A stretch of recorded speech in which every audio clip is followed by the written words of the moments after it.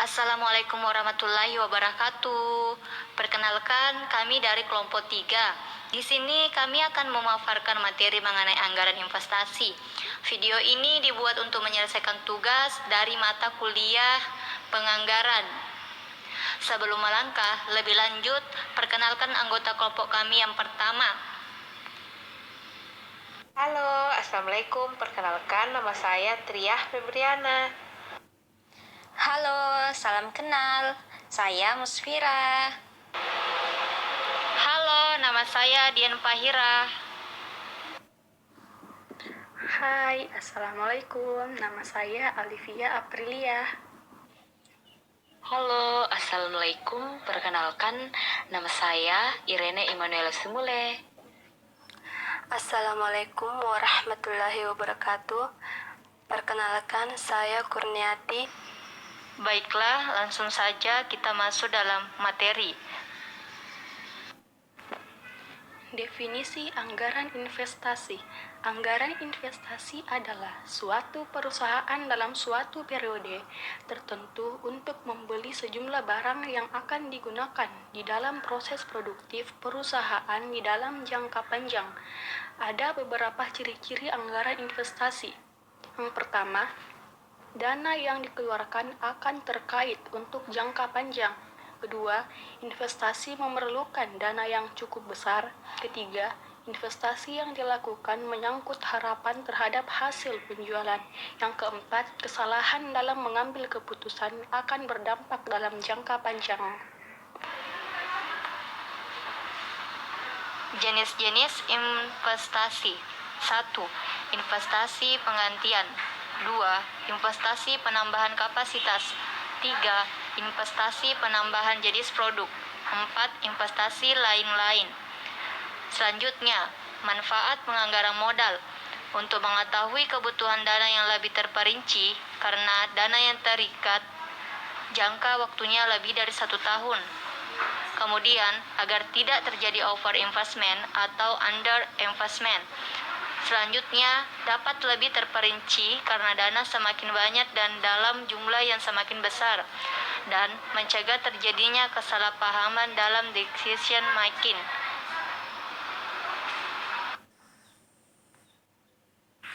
Menilai kelayakan investasi. 1.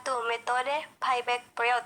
Metode payback period atau periode pembayaran kembali investasi adalah suatu metode penilaian kelayakan investasi yang menggunakan panjangnya waktu yang diperlukan agar dana yang diperlukan untuk suatu investasi dapat diperoleh kembali seluruhnya.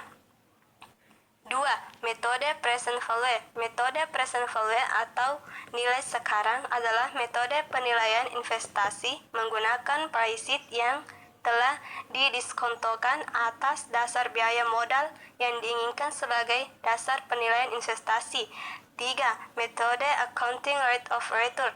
Metode ini menggunakan laba yang dicantumkan di dalam laporan akuntansi sebagai dasar perhitungan dengan cara membaginya dengan jumlah investasi yang diperlukan.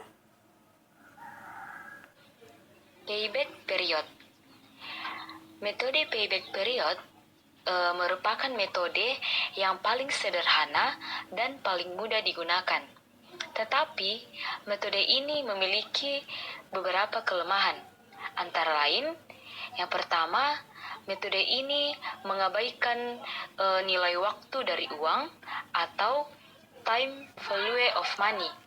Yang kedua, metode ini mengabaikan arus kas masuk investasi yang diterima setelah masa payback period tercapai, atau bisa dirumuskan yaitu periode payback dalam tahun sama dengan investasi kas bersih dibagi dengan arus kas masuk bersih tahunan. Contohnya, PT Mentari Dunia merencanakan investasi untuk mengganti mesin lama yang dimiliki perusahaan. Perusahaan memiliki 2 pilihan mesin baru, yaitu mesin A seharga dengan 1.100.000.000 rupiah, diperkirakan akan memberikan arus kas masuk bersih sebesar 200 juta per tahun. Dan mesin B seharga 1.500.000.000 juta rupiah diperkirakan memberikan arus kas masuk bersih sebesar 400 juta per tahun. Sedangkan mesin lama dapat dijual dengan harga 300 juta. Di sini kita akan melihat pembahasan dari kasus di atas. Dari kasus di atas terlihat besarnya investasi bersih mesin A adalah sebesar 1.100.000.000 juta rupiah dikurang 300 juta sama dengan 800 juta.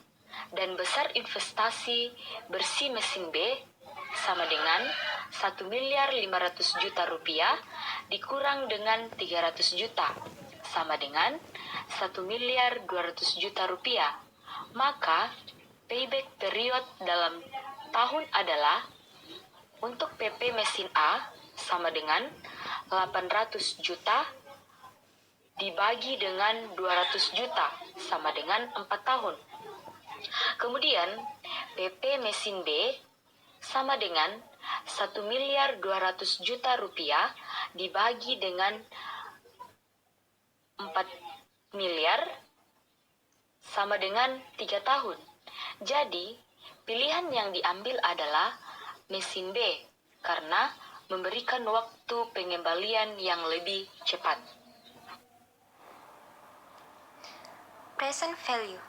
Untuk menghitung present value, maka nilai sejumlah uang pada masa mendatang dibagi dengan 1 ditambah tingkat bunga yang berlaku, dipangkatkan dengan perbedaan jumlah waktu antara masa mendatang saat ini. Metode perhitungan dapat diformulasikan sebagai berikut. P sama dengan Vn dibagi dengan 1 ditambah R pangkat N, di mana P adalah jumlah uang pada awal periode, R adalah tingkat bunga, N adalah waktu, dan Vn adalah jumlah uang pada periode atau jumlah uang pada masa mendatang.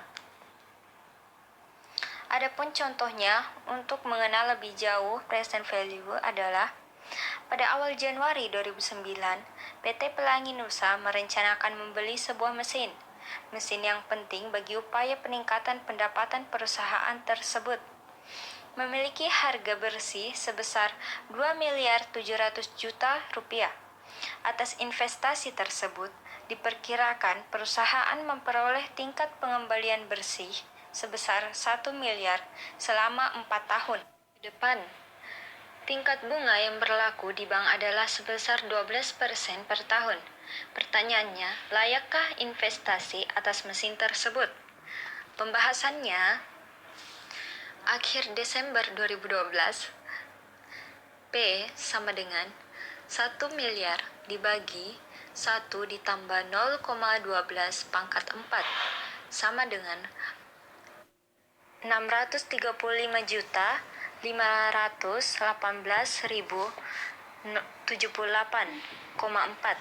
Kemudian, akhir Desember 2011, P sama dengan 1 miliar dibagi 1 ditambah 0,12 pangkat 3 menghasilkan 711.780.247,8 rupiah. Kemudian, akhir Desember 2010, P sama dengan 1 miliar dibagi 1 ditambah 0,12 pangkat 2 menghasilkan 799.193.877,6 rupiah.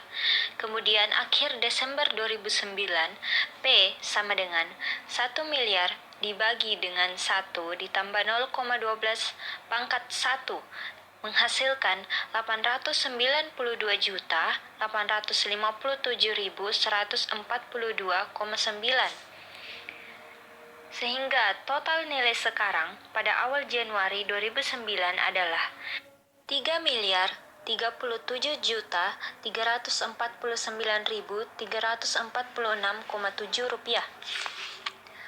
Untuk mencari kelayakan investasi tersebut, maka dicari terlebih dahulu NPV-nya atau Net Present Value, di mana Net present value sama dengan nilai sekarang dikurang dengan nilai investasi.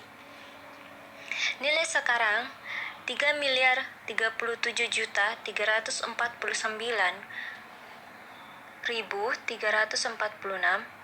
rupiah dikurang dengan 2.700.000.000 menghasilkan 339.346 rupiah. Karena nilai sekarang dari anuitas tersebut adalah 3.349.346,7 lebih besar dibandingkan dengan nilai investasinya yang sebesar 2.700.000.000, sehingga tercipta net present value sebesar 337.349.346. Itu berarti investasi tersebut layak untuk dilakukan karena memberikan NPV yang positif bagi perusahaan. Selanjutnya, metode accounting rate of return. Metode ini menggunakan formula berikut ini dalam perhitungannya, yaitu tingkat pengembalian investasi sama dengan laba bersih per total investasi. Metode accounting rate of return ini cukup sederhana dan cukup mudah digunakan sebagai dasar penilaian kelayakan investasi. Tetapi, metode ini juga memiliki beberapa kelemahan, antara lain, yang pertama, metode ini mengabaikan nilai waktu dari uang. Yang kedua, menitik beratkan pada laba usaha. Dan yang ketiga, kurang memperhatikan jangka waktu investasi. Yang terakhir, menggunakan taksiran laba rata-rata dari tahun ke tahun.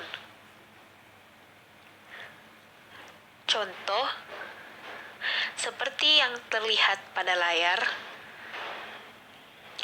berdasarkan data dan keterangan tersebut, jika perusahaan harus membuat pilihan atas rencana investasi tersebut dengan menggunakan metode accounting rate of return, maka akan menghasilkan perhitungan sebagai berikut.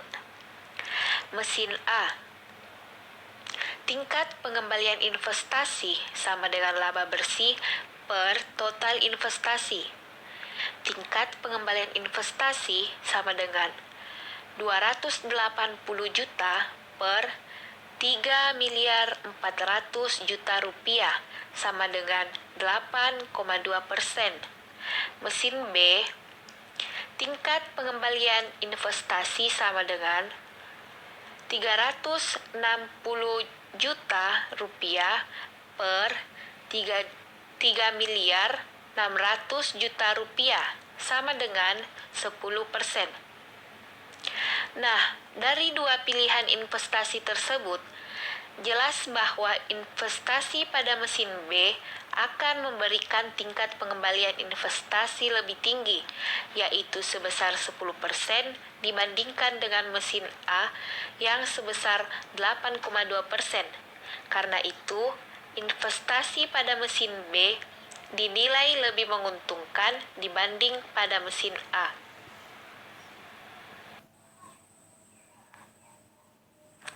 Sumber dana investasi terbagi menjadi dua, yaitu sumber internal dan sumber eksternal. Sumber internal yang pertama, setoran modal pemilik, yang kedua laba ditahan, yang ketiga cadangan-cadangan. Sedangkan dari sumber eksternal, yang pertama kredit bank, yang kedua obligasi, yang ketiga leasing dan sebagainya. Itulah tadi sedikit pemaparan dari anggaran investasi. Terima kasih sudah menyempatkan waktu untuk menonton video kami. Jika ada salah kata, kami memohon maaf. Kesempurnaan datangnya dari Allah dan kesalahan datangnya dari kami. Makasih teman-teman. Jangan lupa like, komen, dan subscribe. Assalamualaikum warahmatullahi wabarakatuh.